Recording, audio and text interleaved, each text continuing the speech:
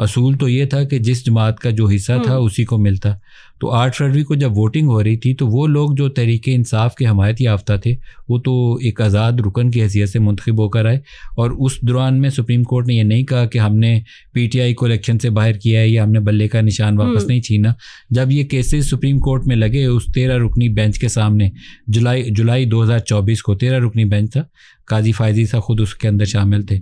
تو وہاں پر تو انہوں نے بیٹھتے ہوئے کہا کہ میں نے تو ان کو کہا ہی نہیں تھا کہ سیاسی جماعت بین ہے یا ان کو آپ نشان نہیں دے سکتے, وہ تو ایک ان کا الیکشن نہیں ہوا تھا تو اس کے اوپر فیصلہ تھا. لیکن یہ قاضی فائزی صاحب 8 فروری کو جب الیکشن ہو رہے تھے اس وقت یہ بیان انہوں نے نہیں دیا, اس وقت الیکشن کمیشن آف پاکستان سے یہ نہیں پوچھا. تو میرے خیال میں جو 13 رکنی بینچ کا فیصلہ 8-7 کی اکثریت سے 13 جولائی 2024 کو دیا گیا تھا وہ درست فیصلہ تھا کہ ان اراکین کی یہ جو مخصوص نشستیں ہیں یہ پاکستان تحریک انصاف کا حق ہیں, انہی کو دی جائیں. آج جو فیصلہ اس والی سپریم کورٹ نے کیا ہے جو ابھی آپ کے سامنے ہے,